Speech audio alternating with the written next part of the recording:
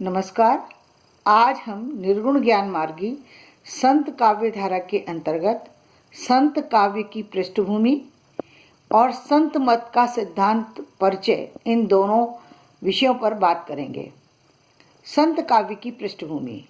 भक्ति काल के विषय में हम सभी भलीभांति जानते हैं। संत परंपरा का विकास निर्गुण काव्य धारा के अंतर्गत हुआ। इन संतों ने राजनीतिक और सामाजिक परिस्थिति से अलग जाकर सामान्य और निम्न वर्ग के लोगों को एक आशा की किरण दिखाई। ये दोनों ही वर्ग जो आर्थिक विपन्न थे या तो अनपढ़ थे या जातिगत बंधन और सामाजिक समस्याओं से जूझ रहे थे। इन दोनों के पास न खाने के लिए खाना था, न पहनने के लिए वस्त्र। ये स्थिति किसी भी समाज के लिए अत्यधिक गंभीर है। इसका यदि निदान न किया जाए तो व्यक्ति कभी भी आत्महत्या करके या भूख से तड़प पर जान दे सकता है। आप सभी ने प्रेमचंद जी की पूस की रात तो पढ़ी ही होगी। जब 1900 में और 2022 में भी ऐसे लोग सामने दिखाई दे जाते हैं तो हलचल जैसी प्रतिक्रिया हो जाती है। आप सोचिए, उस समय का पूरा समाज ही इस दौर से गुजर रहा था। अंदर से बाहर तक सिर्फ क्रंदन ही क्रंदन था। इस परिस्थिति से उबारने का काम संतों ने किया। सबसे पहले धार्मिक मान्यताओं को अत्यधिक प्रभावशाली ढंग से जन सामान्य तक पहुंचाया गया। इन लोगों ने हिंदू और मुसलमान दोनों एक ही समाज के अभिन्न अंग हैं, ये बताया। इस तरह दोनों को करीब लाने की कोशिश की गई। निम्न जाति के लोगों को अपना शिष्य बनाकर जातिगत भेदभाव को मिटाने की कोशिश की गई। राम और रहीम को एकाकार देकर समाज में प्रस्तुत किया गया। धार्मिक चेतना के साथ सहिष्णुता पर बल दिया गया। सामंतवादी परिपाटी को छोड़ एक अलग पथ पर चलने की कोशिश की गई। मानव का अभिन्न साथी है, अतः जातिवादी नहीं मानवतावादी दृष्टिकोण रखिए, ये बताया। साथ ही एक और विशेष बात इस समाज की थी। उन्होंने वेद पुराण आदि से हटकर आंखों देखी को महत्व दिया। कोशिश की यानी पुस्तकीय ज्ञान को सिरे से नकार दिया। देखा जाए तो ये बहुत बड़ी भूल थी, क्योंकि जब हम आगे देखते हैं तो हमें ज्ञात होता है कि हमारा समाज बहुत पिछड़ गया, क्योंकि उन्होंने पुस्तकीय ज्ञान को नकार दिया। इसलिए हमारा समाज बहुत पिछड़ गया, जिसका परिणाम हम लोग आज तक भुगत रहे हैं। इसको यहीं विराम देकर आगे बढ़ते हैं।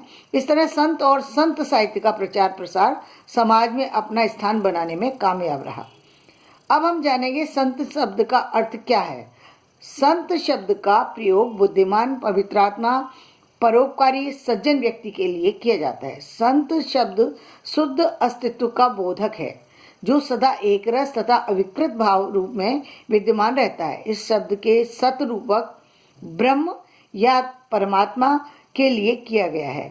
प्रयोग बहुधा वैदिक साहित्य में पाया जाता है। अतएव संत शब्द उस व्यक्ति विशेष का संकेत करता है जिसने सतरूपी परम तत्व का अनुभव कर लिया है, जो अपने व्यक्तित्व से ऊपर उठकर उसके साथ यानी परब्रह्म के साथ या मानव मात्र से जुड़ गया है। ऐसे लोग अपने आप से बाहर ही नहीं जो है वो अपने आप में बदलाव ले आते हैं। जो अपने से बाहर निकल जाते हैं वह संत हैं, जो कि धार्मिक, सामाजिक, राजनीतिक समस्याओं में मानव मात्र के हित की बात करते हैं। वो सारे संत हैं। कबीरदास जी कहते हैं, निर्वैरी नेह कामता साई से तीनेह विषया सुंदरा रहे संतन को अंग है। यहाँ संतों का लक्षण उनका निर्वैरी, निष्काम, प्रभु का प्रेमी और विषयों से विरक्त होना है। संत शब्द में रहनी तथा करनी का सुंदर, प्रेमी और विषयों से विरक्त होना है। संत शब्द में व्यक्ति विशेष की रहनी और करनी का सुंदर सामंजस्य भी लक्षित होता है। इसी के परिणाम स्वरूप संत शब्द की व्यापकता के साथ किसी समय विशेष और रूप से उन भक्तों के लिए भी होने लगा था जो वारकरी संप्रदाय के प्रधान प्रचारक थे। जिनकी साधना निर्गुण भक्ति के आधार पर चलती थी। उन संतों में नामदेव, ज्ञानदेव और एकनाथ आदि भक्त आते थे। ये सभी भक्त महाराष्ट्र से जुड़े थे। उत्तर भारत में कबीर का नाम इस संत परंपरा से जुड़ गया, जो कि निर्गुण ज्ञान मार्ग की शाखा के प्रमुख कवि थे। अब हम बताएंगे संत मत की सिद्धांत परंपरा की। संत मत की सिद्धांत परंपरा का विकास अनुभव के ज्ञान से जोड़ा गया है। जैसे विज्ञान के प्रयोग करके देखा जाता है, उसी तरह यहाँ आंखों देखी बातों पर बल देने को कहा गया है। कबीरदास जी कहते हैं, सतगुरु तत्व कहो विचार, मूल गयो उनमें अनभय विस्तार। तत्व को ग्रहण कर अनुभव और विवेक से समन्वय से ये मत अस्तित्व में आया। बुद्धदेव भी यही कहते हैं, कोई बात इसलिए न मानो कि वह किताब में लिखी है, कि वह तुम्हारे मत के अनुरूप है। कहने वाला सुबेश है, अधिक पढ़ा लिखा है, वयोवृद्ध है और तुम्हारा श्रद्धेय है। जब तुम मर्म विवेचन से यह जान लो कि जो कुछ कह रहा है उसमें तुम्हारा ही नहीं दूसरों का भी कल्याण है, तभी मानो। अपने दीपक स्वयं बनो। इस प्रकार संतों ने प्रत्यक्ष अनुभव और विवेक को महत्व दिया, यानी आंखों देखी बातों को मानना चाहिए, केवल पुस्तकीय ज्ञान पर ध्यान ना दिया जाए। ये कहा। राम नाम के मत को स्वीकार तो अन्य भी करते हैं, वहीं कबीरदास जी राम नाम का मर्म जानने पर महत्व देते हैं, इसके रहस्य पर बल देते हैं। संत कवि ईश्वर से तादात्म्य के लिए नामोल्लेख को बल देते हैं, परम तत्व पर दार्शनिक चिंतन पर इनका अधिक बल होता नहीं है। कबीर ईश्वर को राम, खुदा, रहीम, ब्रह्म आदि नाम से पुकारते हैं। मतलब उनके अनुसार नाम के द्वारा ही हम ईश्वर को प्राप्त कर सकते हैं। सभी का लक्ष्य परम तत्व का साक्षात्कार करना है। कहने का तात्पर्य यही है, सभी सृष्टा की खोज में है। संसार में यह सब क्यों हो रहा है और क्या हो रहा है, इसके पीछे हैं। नाम की विशेषता इसलिए है क्योंकि इसी के माध्यम से हम उससे संबंध स्थापित कर पाते हैं। बाह्य उपकरणों का संबंध उस समय समाप्त हो जाता है जब आंतरिक संबंध स्थापित हो जाता है। हम नाम लेते लेते उस व्यक्ति विशेष, उस भगवान विशेष से जुड़ जाते हैं। कहने का तात्पर्य है, जब किसी से भी प्रेम पल्लवित हो जाता है तो आंखें खुली हो या बंद, व्यक्ति पास में हो या दूर हो, चाहने वाला तो उसे हर पल अनुभव कर लेता है।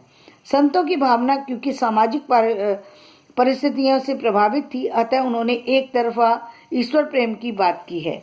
इसी कारण संतों की वाणी में योग साधना को महत्व दिया गया है।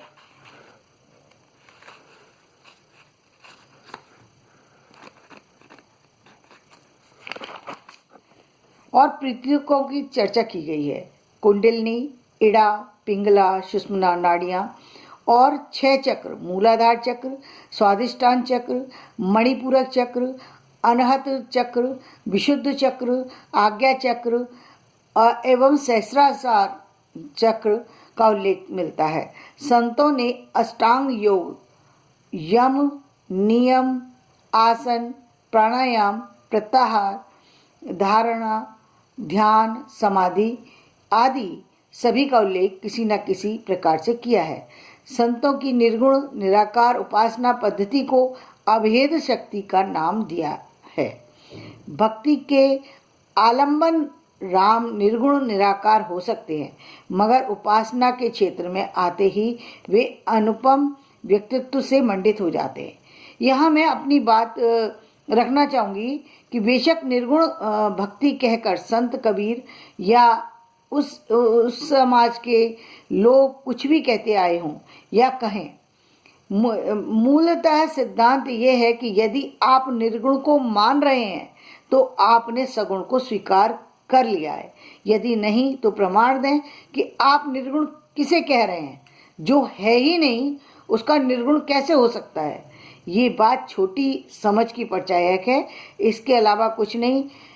जब आप रहस्य में देखेंगे और दर्शन पर जाएंगे तो जितनी बातें ऊपर उल्लेख की गई हैं वह सब आपके पैरेलल चलेंगी। इस टॉपिक को मैं यहीं विराम देती हूँ। पसंद आए तो लाइक, शेयर और सब्सक्राइब करें ताकि वीडियो समय पर मिलते रहें। धन्यवाद।